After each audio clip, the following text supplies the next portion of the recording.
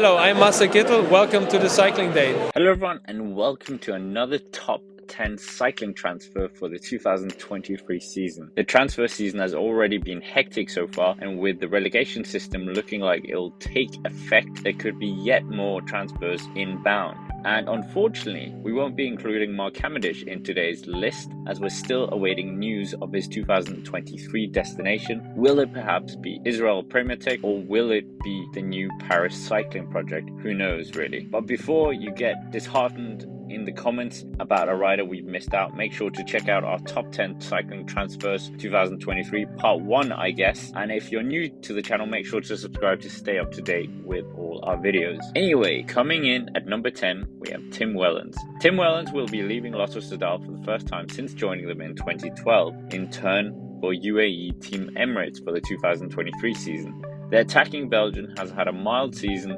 this year with a second place finish overall at the Belgian Tour and a win at the Tour des Alpes Maritimes, including a stage win at the Mallorca Challenge Series. Tim Wellens will most likely be bolstering their hilly classics lineup and could also be used as a softening up attack, as this is something he seems to be very experienced in the past and could be helping Tadej Pogačar or someone else to Ardennes Classic success, but we'll have to wait and see. Coming in at number 9, Søren Andersen. Søren Andersen was a noticeable transfer news in the summer after he was snubbed for the 2022 Tour de France, which started in Denmark, where he's from, and the Dane will be heading to Alpecin de Koenig. Søren Andersen has showed that he's very strong in classics, one-day races, and even has a good time trial on him on his day, and this year he showed good form in the early season, even finishing 5th on the final stage, a very tough stage in Paris-Nice, and also he was 7th at Milano-San Remo. He could be a key rider in their Spring Classics campaign next year for sure with Mathieu van der Poel. In at number 8, we have somewhat of a surprising move, as it is the veteran Rui Costa, who changes from UAE Team Emirates to Intermarché Wanty-Groupe-Gobert. Rui Costa had a strong early season of 2022 with podiums overall in both the Tour of Oman and the Saudi Tour. The former world champion is an exciting rider, and despite being a bit older, he could be used in a road captain capacity with the brimming force of Biniam Girmay,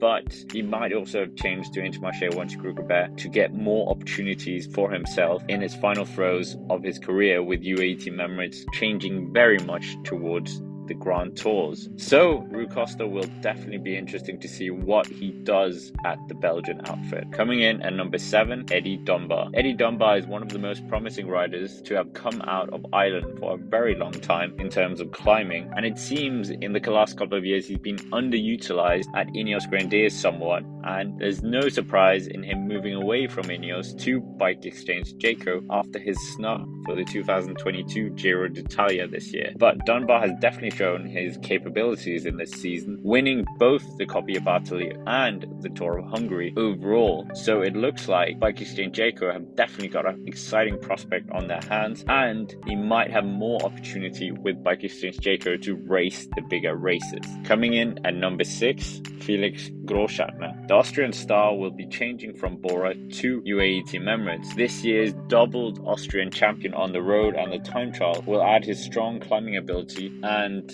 will definitely be an asset for them in the lower mountains and could be a robust addition to the squad. He has showed his strength this year by finishing 7th overall in the Tour de Suisse, and previously he's also finished inside the top 10 of the Vuelta a España, so could add something that UAE Team Emirates are missing for the Tour de France or the Giro d'Italia squads that they will be sending. Coming in at number 5, Filippo Zana. Next on our list, we have the exciting Italian star in the making, Filippo Zana. The 23-year-old riding for Bardiani CSF will be changing this team out for Bike Exchange Jayco until 2025 and stepping up to the World Tour. However, he does boast a lot of experience, having ridden the Giro d'Italia 3 times, and this year he also grabbed headlines by winning the Italian National Elite Road Race. Further to this, he also won the overall at the Adriatica Ionica race overall. BMX should be a good next step for Zana, and he will have the opportunity to be part of some of the biggest stage races out of Italy as well now. Coming in at number 4, Attila Valter. Attila Valter grabbed headlines last year with his stint in the Maglia Rosa in the Giro d'Italia, and for the 2023 season he will be moving to Jumbo-Visma from Groupama FDJ. Valter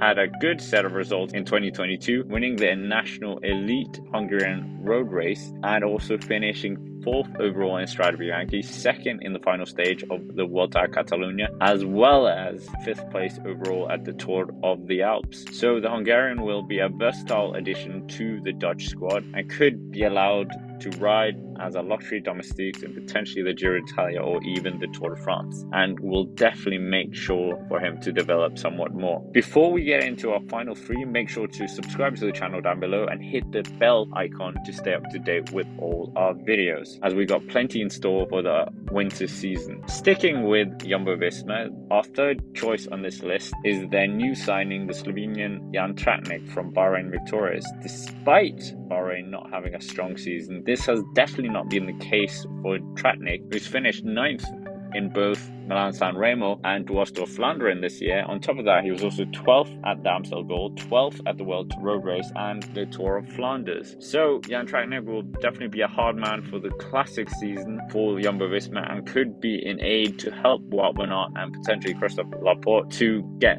those top prizes as in Paris-Roubaix and Tour of Flanders, and he could also be a strong unit for both the Giro or the Tour de France teams. Coming in at number 2, Alexander Kristoff. Alexander Kristoff may be leaving Intermarché after only 1 year in favor of Uno X Pro Cycling. However, in his solo season with Intermarché, he had a number of good results, which has resulted in him finishing inside the top 10 UCI ranking. Kristoff had plenty of strong results and won the Classica de Almeria along with the Scheldeprijs after a stunning solo attack, plus a stage in the Deutschland Tour, the Circuit Franco-Belge, and the final stage of the Tour of Norway in his hometown of Stavanger. Kristoff even managed to finish 6th at the World's Road Race, so there's still plenty of fire left in this Norwegian superstar, and he'll be hoping that with his stature in the sport, he'll be able to gain Uno X more wildcards for the next year, and potentially they will climb up on the World Tour after next season, and he will stay with the outfit until 2025. Coming in at number 1, Adam Yates. Adam Yates